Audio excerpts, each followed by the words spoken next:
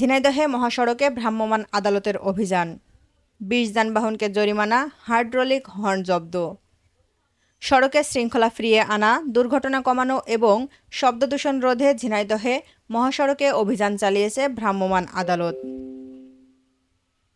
সোমবার বিকেলে সদর উপজেলার মধুপুর এলাকার ঝিনাইদহ টেক্সটাইল ইঞ্জিনিয়ারিং কলেজের সামনে এই অভিযান চালায় বিআরটিএ ও জেলা প্রশাসন।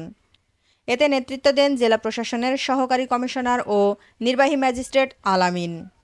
উপস্থিত ছিলেন বিআরটিএর মোটরযান পরিদর্শক সোহাগ হোসাইন, বেঞ্চ সহকারী হারুনা রশিদ সহ পুলিশ সদস্যরা।